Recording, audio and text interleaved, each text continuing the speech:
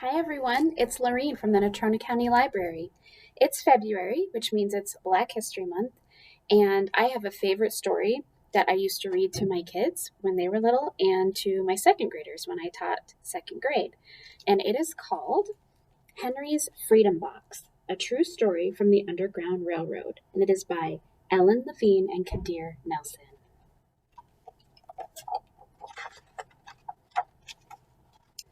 Henry Brown wasn't sure how old he was. Henry was a slave, and slaves weren't allowed to know their birthdays. Henry and his brothers and sisters worked in the big house where the master lived. Henry's master had been good to Henry and his family, but Henry's mother knew things could change. Do you see those leaves blowing in the wind? They are torn from the trees like slave children are torn from their families. One morning, the master called for Henry and his mother. They climbed the wide staircase. The master lay in bed with only his head above the quilt. He was very ill. He beckoned them to come closer. Some slaves were freed by their owners. Henry's heart beat fast. Maybe the master would set him free. But the master said, "You are a good worker, Henry. I am giving you to my son. You must obey him and never tell a lie." Henry nodded, but he didn't say thank you.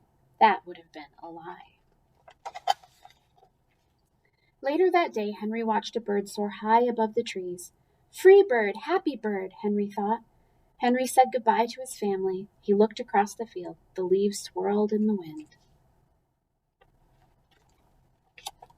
Henry worked in his new master's factory. He was good at his job. "Do not tear that tobacco leaf," the boss yelled at the new boy. He poked the boy with a stick. If you made a mistake, the boss would beat you.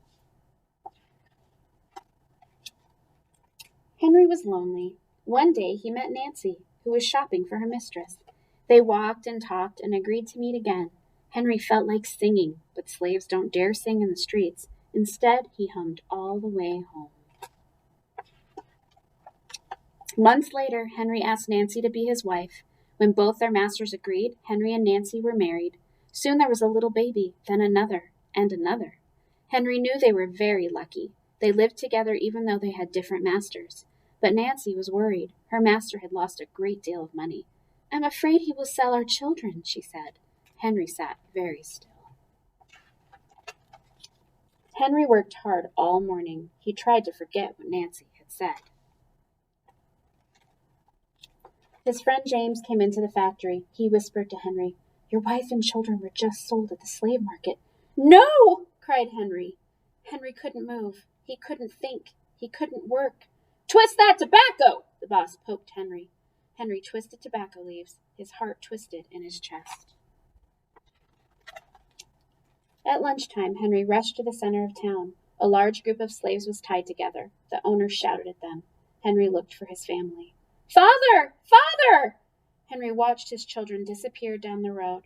Where was Nancy? He saw her the same moment she saw him. When he wiped away his tears, Nancy, too, was gone. Henry no longer sang. He couldn't hum. He went to work, and at night he ate supper and went to bed. Henry tried to think of happy times, but all he could see were the carts carrying away everyone he loved. Henry knew he would never see his family again. Many weeks passed. One morning, Henry heard singing. A little bird flew out of a tree into an open sky, and Henry thought about being free. But how? As he lifted a crate, he knew the answer. He asked James and Dr. Smith to help him. Dr. Smith was a white man who thought slavery was wrong. They met early the next day at an empty warehouse. Henry arrived with a box. "I will mail myself to a place where there are no slaves," he said. James stared at the box, then at Henry. "What if you cough and someone hears you?" "I will cover my mouth and hope," Henry said. Dr. Smith wrote on the box, "To William H. Johnson, Arch Street, Philadelphia, Pennsylvania." Henry would be delivered to friends in Philadelphia. Then he printed on the crate in big letters, "This side up with care." Henry needed an excuse to stay home, or the work boss would think he had run off. James pointed to Henry's sore finger, but Henry knew it wasn't bad enough. He opened a bottle of oil of vitriol. "No!" cried James. Henry poured it on his hand. It burned his skin to the bone. Now the boss would have to let him stay home. Dr. Smith bandaged Henry's hand. They arranged to meet the next morning at 4 o'clock. The sun was not yet up when Henry climbed into the box. "Ready," he said. James nailed down the lid. Dr. Smith and James drove to the station. The railway clerk tripped the box over and nailed a paper to the bottom. Dr. Smith begged the clerks to be careful, but they didn't listen. They threw the box into the baggage car. Hours passed. Henry was lifted up and thrown again, upside down. He heard waves splashing. This must be the steamboat headed for Washington, D.C. The ship rode smoothly, but Henry was still upside down. Blood rushed to his head.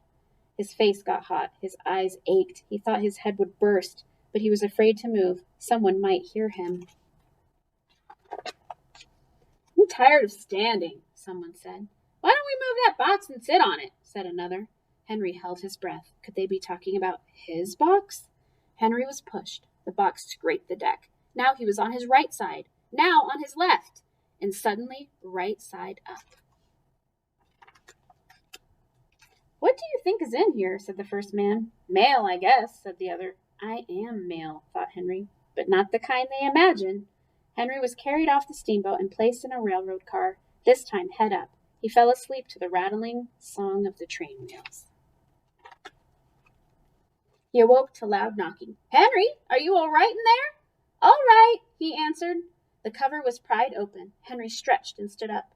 4 men smiled at him. "Welcome to Philadelphia." At last, Henry had a birthday, March 30th, 1849, his first day of freedom, and from that day on, he also had a middle name. Everyone called him Henry Box Brown. And that's it, the end. Thank you so much for joining me today, and I hope that story inspired you as it always inspires me. And have a wonderful day. Bye-bye.